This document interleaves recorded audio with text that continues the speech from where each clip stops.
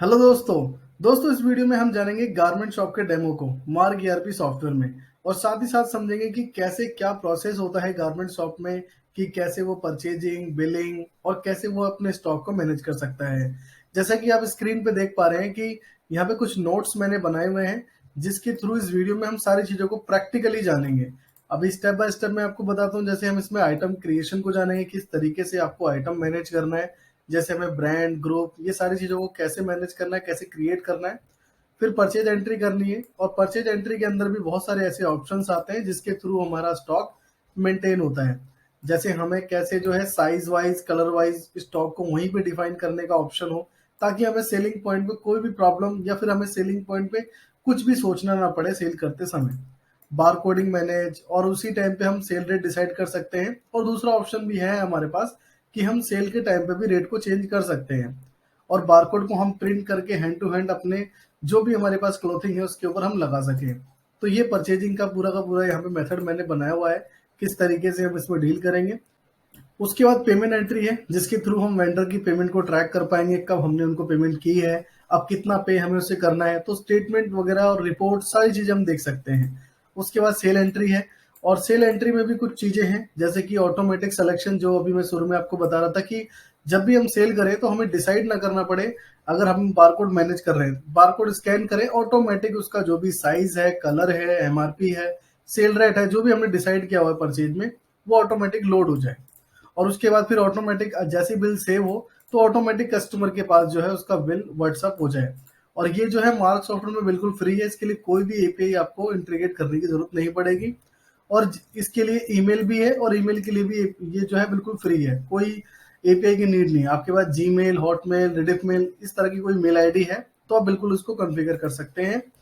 और उसके बाद है एसएमएस। एसएमएस के लिए आपको एपीआई बाय करना होता है। तो जो भी एसएमएस वेंडर है, बल्क एसएमएस वेंडर है, उससे आप एपीआई बाय करके सॉफ्टवेयर में इंटीग्रेट कर सकते हैं। उसके बाद सेलिंग पॉइंट पे हमें जो है अपना कैश, यूपीआई, जीपे, फोन पे, पेटीएम, इस तरह की चीजों को भी मैनेज करना होता है। और फिर हमें रिपोर्ट भी देखनी है शाम को, कि हमने कितनी आज सेल्स करी है, हमने कैश कलेक्शन कितना किया है, पेटीएम कलेक्शन कितना किया है, यूपीआई से, और भी जो आपके पास मोड है, कैसे हमने कलेक्शन किया, तो इसकी रिपोर्ट्स भी आपको चाहिए। अगर आप होम डिलीवरी वगैरह करते हैं तो उसको भी कंप्लीट मैनेज कर सकते हैं। और जितनी भी सॉफ्टवेयर में रिपोर्ट्स है, सेल, परचेज, इस तरह की जितनी भी जो रिपोर्ट्स है, सारी रिपोर्ट्स आप ले सकते हैं। और कंप्लाइंसेस से रिलेटेड जितनी भी हमारी जीएसटी रिपोर्ट है, टीडीएस रिपोर्ट है, टीसीएस रिपोर्ट है, अगर आप ये मैनेज करते हैं तो आप वो भी निकाल सकते हैं। और उसके बाद फिर हम अपने कैश और बैंक को कैसे मैनेज करेंगे, ये भी चीजें हम इसमें कर सकते हैं।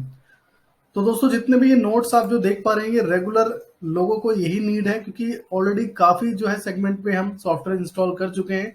तो गारमेंट सेगमेंट में दोस्तों यही सबसे ज्यादा जो है नीडेबल चीजें हैं। और भी बहुत सी चीजें होती हैं जो आपको चाहिए होती है, सॉफ्टवेयर में ऑलरेडी है, लेकिन ये आपके लिए प्राइमरी है जो आप इसमें मैनेज करना चाहते हैं। तो ये सारा कुछ जो है दोस्तों इसके अंदर है, और सब कुछ मैं प्रैक्टिकली सॉफ्टवेयर में आपको करके दिखाऊंगा। इसके देखने के बाद दोस्तों, अगर आपको सॉफ्टवेयर बाय करना है तो हमारे दिए गए नंबर पे आप कांटेक्ट करके बाय कर सकते हैं। और एज इट इज जो सेटअप अभी मैंने बनाया हुआ है, आप वो ले सकते हैं। अगर इसके अंदर कुछ और भी कस्टमाइज कराना है आपको, तो वो भी करा सकते हैं, क्योंकि जो भी मैंने सेटअप बनाया है काफी यूजर फ्रेंडली बनाया है, कि जिसमें आपको कोई भी प्रॉब्लम फेस ना हो। तो चलिए दोस्तों, ये सब कुछ अब हम प्रैक्टिकल देखते हैं। तो चलिए दोस्तों, स्टार्ट करते हैं। सबसे पहले हम पहले नोट्स को ले लेते हैं, आइटम क्रिएशन। अब सॉफ्टवेयर में आइटम क्रिएशन बहुत इंपॉर्टेंट पार्ट होता है आपके गारमेंट्स के लिए। तो इसके लिए जो है आप मास्टर में आके इन्वेंट्री मास्टर और आइटम मास्टर पे आप क्लिक करेंगे, तो आप अपनी आइटम लिस्ट पे पहुंच जाएंगे। जैसे कि यहाँ पे बाय डिफॉल्ट मैंने कुछ आइटम्स बनाए हुए हैं, ताकि आपका टाइम जो है इस वीडियो में काफी ज्यादा कम लगे, और इस कम से कम टाइम में आप ज्यादा से ज्यादा चीजों को देख पाएं। अब यहाँ पे बाय डिफॉल्ट आइटम मैंने क्रिएट किए हुए हैं, बट आपको कोई भी आइटम क्रिएट करना है तो यहाँ पे F2 से क्रिएट कर सकते हैं। और अभी जो मैं आया हूँ, मैं दोस्तों मेनू से आया हूँ। अगर आप चाहें अपने कीबोर्ड से आना, जैसे कि मैं यहाँ से आया, लेकिन अगर कीबोर्ड से आना चाहते हैं तो कंट्रोल आई प्रेस कर सकते हैं। कंट्रोल आई से भी आप अपने आइटम लिस्ट में आ सकते हैं। अब यहाँ पे कोई भी नया आइटम आपको क्रिएट करना है तो F2 से प्रेस करेंगे, और उसके बाद जो भी प्रोडक्ट का नेम है आप यहाँ पे डाल सकते हैं। जैसे कि मैंने यहाँ पे नाम डाल दिया simple V type T shirt. और उसके बाद दोस्तों बारकोड है, अगर आप आइटम मास्टर में ही डालना चाहें तो डाल सकते हैं, नहीं तो परचेजिंग के टाइम पे भी आप डाल सकते हैं। उसके बाद आप पीसेस वाइज इसको जो है सेल करते हैं। और यहाँ पे ये किस ब्रांड का है, जैसे कि ब्रांड के लिए मैं यहाँ पे जाऊँ, तो यहाँ पे मैंने बाय डिफॉल्ट कुछ ब्रांड भी बनाए हुए हैं, तो आप अपने अकॉर्डिंग F2 करके ब्रांड को भी बना सकते हैं। तो मैं इसमें सपोज लेविस ही ले लेता हूँ। और उसके बाद ग्रुप, आप जो है अपने अकॉर्डिंग ग्रुप बना सकते हैं, जैसे men's wear, kids wear, women's wear, इस तरीके से। अगर दोस्तों आप ये करते हैं तो इसके लिए बहुत सारे बेनिफिट्स आपको आगे मिलते हैं, रिपोर्ट देखने में, स्टॉक को फिल्टर करने में, और जो आप अपने वेंडर को ऑर्डर देते हैं वहां पे भी इसको फिल्टर कर सकते हैं, क्योंकि आपके पास मल्टीपल आइटम होते हैं। तो आप एक एक ग्रुप को ओपन करके देख सकते हैं कि क्या क्या आइटम हमें मंगवाने की नीड है। उसके बाद दोस्तों HSN कोड है, तो जो भी आपका टैक्स कोड आता है उस गारमेंट्स में आप वो डाल सकते हैं।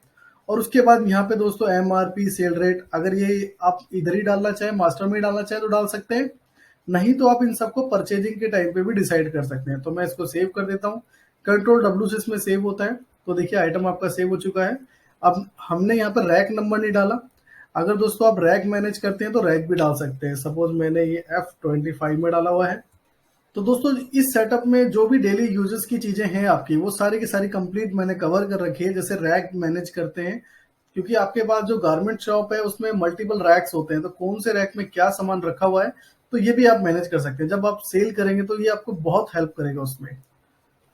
अब दोस्तों आ जाते हैं परचेज एंट्री के ऊपर, कि परचेज एंट्री में हमें जो है स्टॉक कैसे मैनेज करना है, साइज कलर कहाँ पे मेंशन करना है, बारकोड कहाँ मैनेज करना है हमें, सेल रेट और MRP कहाँ डिसाइड करें, और कैसे हम इसको प्रिंट करें। तो ये सारी चीजों को हम देखते हैं। अब हम चलते हैं परचेज एंट्री में। तो परचेज एंट्री के लिए दोस्तों आप सिंपल यहाँ पे क्लिक कर सकते हैं, जैसे कि आप देख पा रहे हैं। और आइटम लिस्ट जो मैं गया था यहाँ पे, और यहाँ पे भी मैंने वो सारी कुछ चीजें जो है यहाँ पे लगा रखी है, ताकि दोस्तों आप एक क्लिक से अपने उस डिटेल्स पे पहुंच जाएं, ताकि आपको इतने सारे ऑप्शंस का यूज ना करना पड़े। अब जैसे मुझे परचेज एंट्री करनी है तो सिंपल वे में मैंने परचेज बिल एंट्री पे क्लिक किया। आप चाहें तो Alt P से भी आ सकते हैं।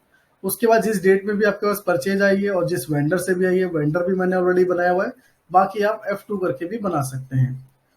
अब मैंने वेंडर को सिलेक्ट कर लिया, और जो भी मेरे पास इनवॉइस नंबर आया, इनवॉइस नंबर डाल दिया। अब मेरे पे क्रेडिट पे आया, कैश पे आया, तो मैंने ये मेंशन कर दिया। उसके बाद दोस्तों अब यहाँ पे हम आइटम का सिलेक्शन करेंगे। अब जैसे कि हमने जींस बाय किया, तो जैसे ही आप किसी भी आइटम पे एंटर करेंगे तो दोस्तों ये कर्सर आपके नीचे आ जाएगा।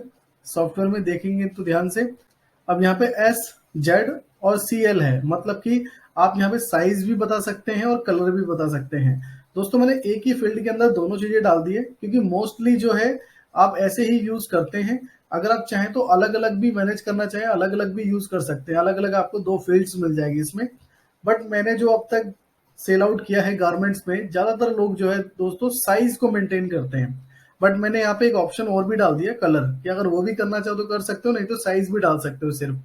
जैसे कि मैंने इसको डाल दिया 32। अगर मैं इस तरीके से भी करना चाहूँ तो कर सकता हूँ। और ये मेरे को MRP मेंशन करनी है 2,999 की, और मैंने इसका 12 स्टॉक परचेज किया, और ये मुझे 1678 रुपए का पड़ा, कोई डिस्काउंट नहीं है। अब देखिए दोस्तों जैसे ही एंटर करेंगे, अब यहीं पे आपकी दोस्तों MRP जो है बन गई है, और कितने रुपए में आपको बेचना है, सेल रेट भी आप यहीं पे मेंशन कर सकते हैं। ये जो रेट A है ये सेल रेट है।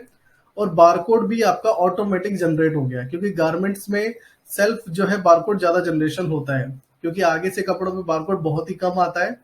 और अगर आता भी है तो उनके जो है बारकोड पे उनकी MRP लिखी होती है, उनका सेल रेट लिखा होता है, जो कि कुछ कम होता है कभी कभी केस में, ये ज्यादा होता है। तो ज्यादातर जो है गारमेंट शॉप जो है अपना खुद का बारकोड जनरेट करते हैं। तो यहाँ पे बारकोड ऑटोमेटिक जनरेट हो गया है। अब इसी तरीके से हमें सेम आइटम परचेज करना है, लेकिन इसका साइज जो है अलग है। इस बार साइज है 38, और कलर हम इसके पीछे डालते हैं ब्लैक। उसके बाद ये आ गया, मैंने इसकी एंट्री पहले से सेव की होगी, तो यहाँ पे ऑटोमेटिक इसका MRP आ गया। उसके बाद एंटर करेंगे, कितनी क्वांटिटी आपके पास है, क्या रेट है परचेज, वो सारी चीजें आ जाएगी। अब इसी तरीके से दोस्तों इसमें नाइकी का शूज भी है, तो हम उसकी भी साइज को यहाँ मेंशन कर लेते हैं। सपोज 9 नंबर का है ये, और उसके बाद हम एंटर करके जो भी इसकी MRP है 1,999, और उसके बाद हमने इसकी जो परचेजिंग करी है वो 21 पीसेस की है, और जो हमें रेट पड़ा है वो 789 का। और यहाँ पे हम सेलिंग रेट को भी मेंशन कर देंगे। तो ये हमें सेल करना है 1,999 पे ही, और ऑटोमेटिक इसका बारकोड जनरेट हो गया। अब दोस्तों सेव करने के लिए आपको Ctrl W ही प्रेस करना है, और एंटर एंटर करके कंटिन्यूसली आपको आगे बढ़ना है। और जैसे ही सेव करेंगे, अब यहाँ पे आपके पास सारे ऑप्शंस आ गए हैं दोस्तों। अब देखिए नीचे आप देख पा रहे हैं बारकोड 4th नंबर पे। अगर मेरा माउस पॉइंटर पे आप देख पा रहे हैं तो यहाँ बारकोड आ रहा है। अब मैं इस बारकोड पे एंटर करूंगा, और एंटर करने के बाद मेरे को कितने प्रिंट चाहिए मैं यहीं से इनके बारकोड को जनरेट कर लूंगा और ये ऑटोमेटिक जो है यहाँ से ऑटो फिल कर लेगा आपकी क्वांटिटी को, जो भी आपने इस परचेज में क्वांटिटी डाली है। अब यहाँ पे अल्ट पी करके प्रिंट पे एंटर करेंगे, आपका बारकोड जनरेट हो जाएगा। अब दोस्तों बारकोड के लिए भी आप जो है अलग अलग टाइप से बना सकते हैं। जैसे दोस्तों मैंने स्क्रीन पे कुछ एग्जांपल दिए हैं, सॉफ्टवेयर में कस्टमाइजेबल है, आप अपने अकॉर्डिंग बारकोड को बना सकते हैं।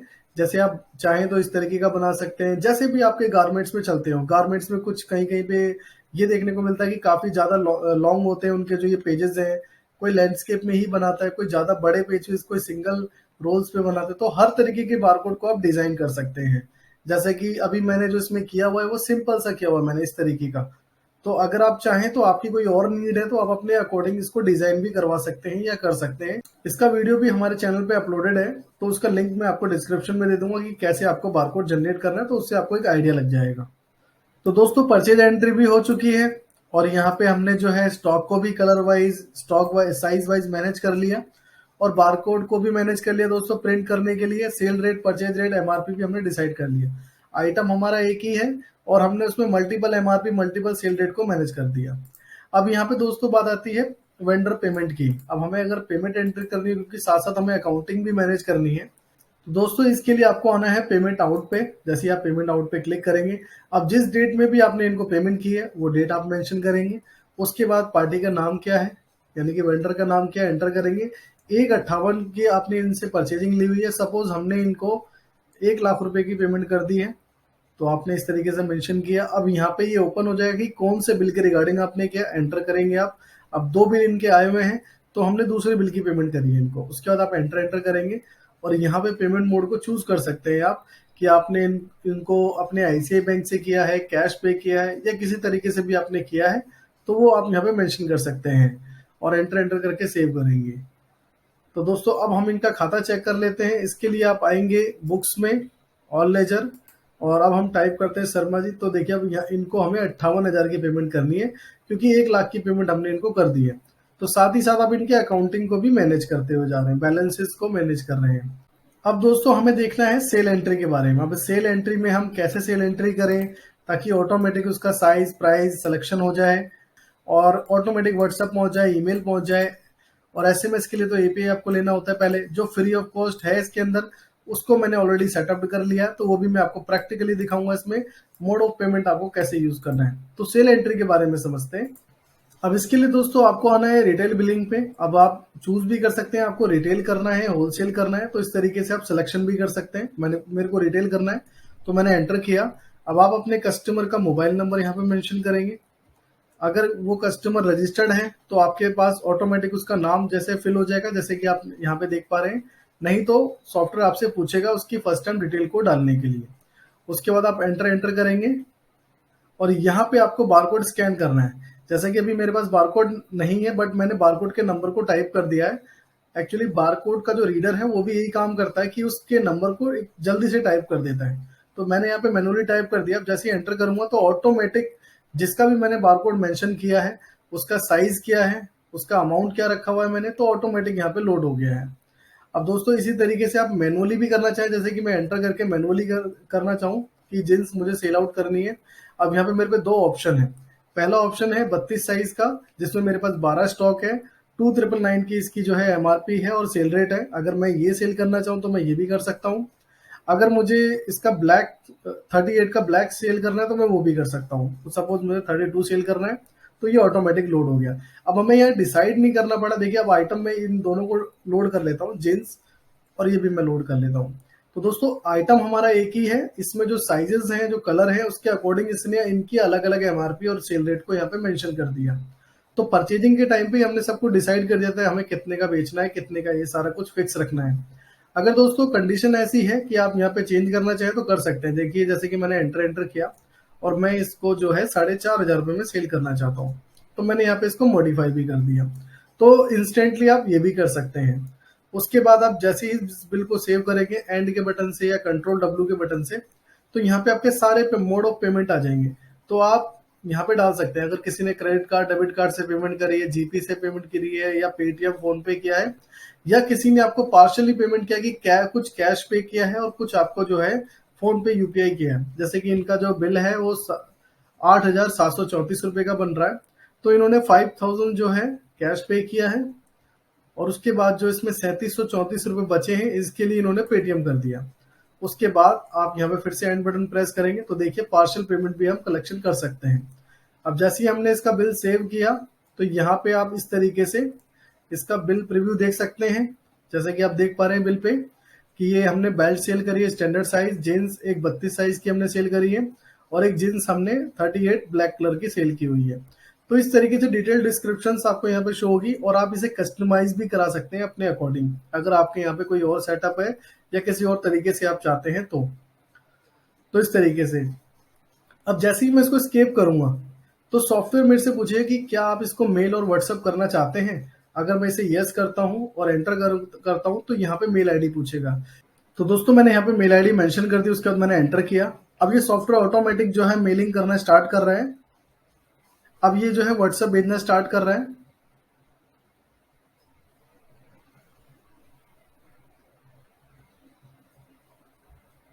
तो दोस्तों मेल और व्हाट्सएप दोनों ही जा चुका है। अब हम इसको चेक कर लेते हैं। तो दोस्तों जैसे कि देख पा रहे हैं कि हमारे पास मेल भी आ चुकी है और व्हाट्सएप भी आ चुका है। अगर आप स्क्रीन में आप देख पाएं तो यहाँ पे व्हाट्सएप भी आ चुका है हमारे पास, और हम मेल को भी ओपन कर लेते हैं। तो मेल जो है हमारे यहाँ पे आ चुकी है, और मेल में बिल नंबर और डेट, और यहाँ पे जो भी हमने बिल फॉर्मेट रखा हुआ था वो फॉर्मेट हमारे पास यहाँ पे आ गया है। जैसा कि हम सॉफ्टवेयर में भी देख लेते हैं दोबारा से इसको रीओपन करके। तो आप इस फॉर्मेट को चेंज कराना चाहें दोस्तों तो करा सकते हैं। और ये जितने भी जो व्हाट्सअप है, ईमेल है, ये वन टाइम सेटअप होता है पहले, जो भी आपकी ईमेल आईडी आपका व्हाट्सअप नंबर है उसके अकॉर्डिंग। तो ये सब कुछ हम आपको कॉन्फ़िगर करके देंगे, जैसे कि यहाँ पे आप ये देख पा रहे हैं। तो ये चीजें हमारी कंप्लीट होगी। अब हम देखते हैं कि क्या है नोट्स में अगला।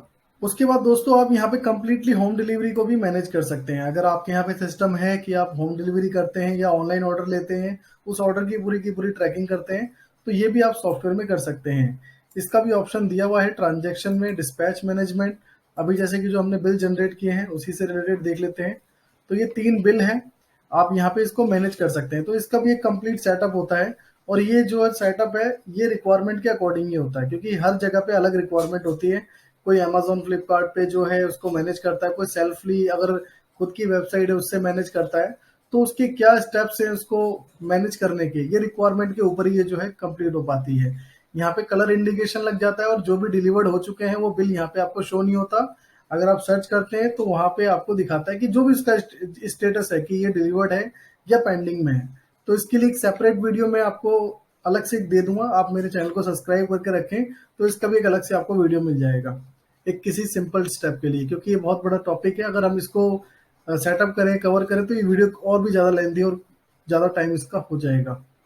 उसके बाद दोस्तों ऑल टाइप रिपोर्ट्स, आपको जिस टाइप की भी रिपोर्ट चाहिए, जैसे कि मैंने यहाँ पे लगाया हुआ है कि आप यहाँ पे अपनी सेल्स रिपोर्ट भी ले सकते हैं। जैसे कि अभी हमने जो 1-2 सेल्स किए हुए हैं उसकी रिपोर्ट अगर हमें चाहिए कि हमने 1/4 से लेके 11 तक, 11वें महीने तक टिल डेट क्या सेल्स करी है, तो देखिए दोस्तों यहाँ पे 3 सेल एंट्री हमने कर दी है 9,739 रुपए की। और यहाँ पे दोस्तों काफी फिल्टर्स हैं, आप फिल्टर लगा सकते हैं। आप जो है अपने सेल्समैन के अकॉर्डिंग देख सकते हैं, एरिया वाइज देख सकते हैं, तो बहुत सारे फिल्टर हैं। इसमें सेल्समैन के टॉपिक को मैंने कवर नहीं किया, वो भी मैं आपको बता देता हूँ। जैसे कि जब भी आप रिटेल करते हैं, रिटेल करते वक्त जिस कस्टमर को भी आप रिटेल कर रहे हैं, सपोज मैं अपना नंबर दोबारा से डाल देता हूँ यहाँ पे, और उसके बाद यहाँ पे एक ऑप्शन आपको दिखाई देता है SMA, यहाँ पे फुल आ नहीं रहा, SMA लिखा हुआ, ये आपका सेल्समैन है। आपके गारमेंट में सबसे ज्यादा ये होता है कि आप अपने पास एम्प्लॉय रखते हैं जो कि सेल्समैन है। आप उसको स्पेसिफिक सैलरी तो देते ही हैं, बट आपने उनका एक इंसेंटिव, उसको कमीशन दे रखा है कि आप जितने भी आइटम्स को सेल करेंगे उसके अकॉर्डिंग कमीशन है। तो मैंने यहाँ पे कुछ जो है बना रखे हैं, जैसे कि मैं राहुल कश्यप को ले लेता हूँ। अगर मैं इसके थ्रू अगर इसने सेल करी है, सपोज 2 क्वांटिटी की सेल करी है इसने, मैंने इनका कमीशन जो है डिफॉल्टली 10% का लगा रखा है। तो देखिए बिलिंग के टाइम पे भी मुझे दिखेगा कि इसका कमीशन जो है इतना जनरेट हो चुका है। अब जैसे इस बिल को मैं सेव कर दूंगा, और उसके बाद फिर ये जो व्हाट्सअप वगैरह है मैं इसे कैंसिल कर देता हूँ अभी, और मैं राहुल के लेजर को चेक कर लेता हूँ। तो मैं यहाँ बुक्स में और लेजर और राहुल, तो देखिए दोस्तों राहुल के अकाउंट में 999 रुपये 80 पैसे पहुंच चुके हैं इसके कमीशन के।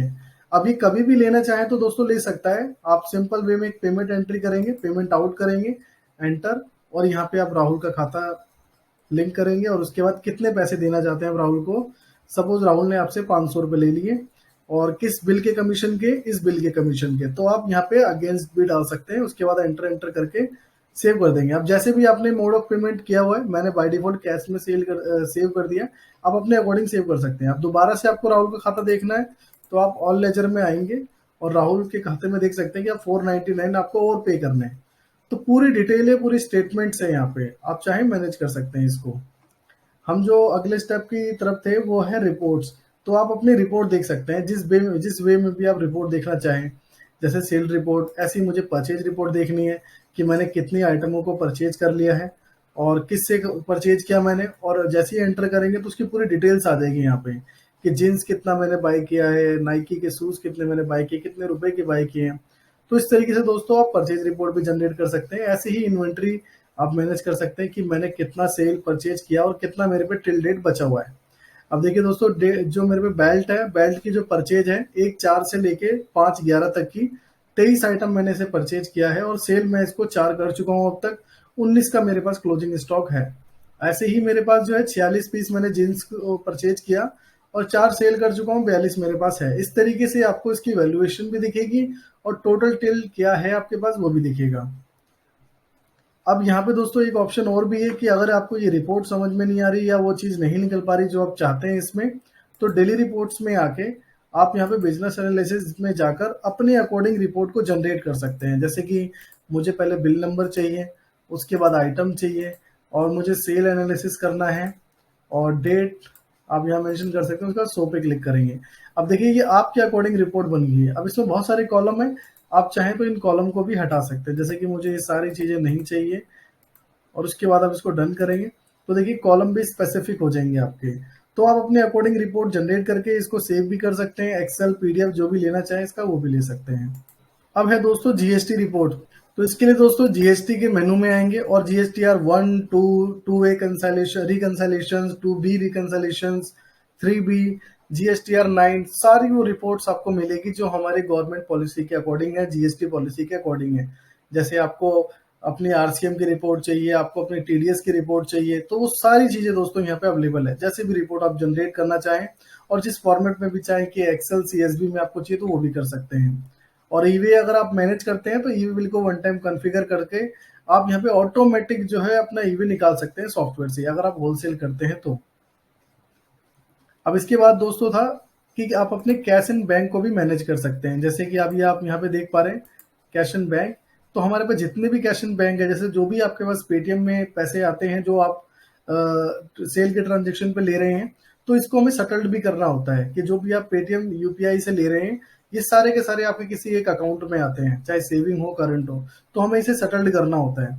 अब देखिए जैसे कि ये जो पेटीएम का अमाउंट है 3734 रुपये, अब मुझे इसे सेटल्ड करना है तो मैं यहाँ पे आऊँगा अकाउंट्स, अकाउंट्स के बाद यहाँ पे कॉन्ट्रा एंट्री।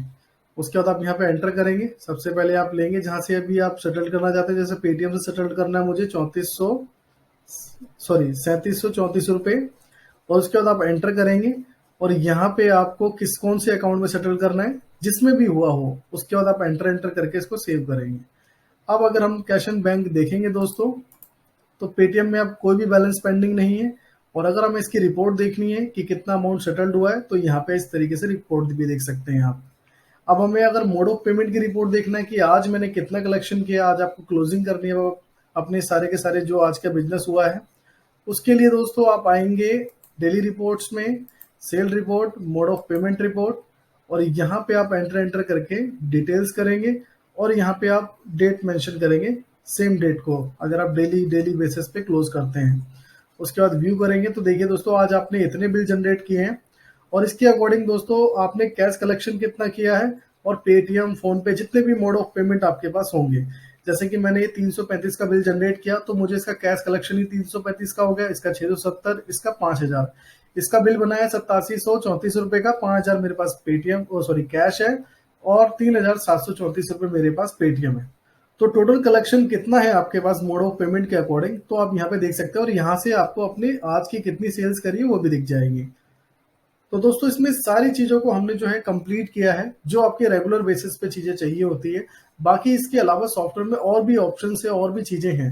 जब आप हमसे बाय करेंगे तो हम उनके बारे में भी आपको ट्रेनिंग देंगे, और ये जो सेटअप हमने बनाया है एज़ इट इज़ सेटअप आपको भी मिल सकता है, और इसके अंदर भी कुछ चेंजेस कराने हैं आपको, तो आप चेंजेस करा सकते हैं। जैसे आपको स्टॉक में कुछ और अलग तरीके से मेंटेन करना है, कस्टमर में कुछ अलग तरीके से मेंटेन करना है, तो बहुत सारी इसमें पॉसिबिलिटीज़ है सेटअप होने की।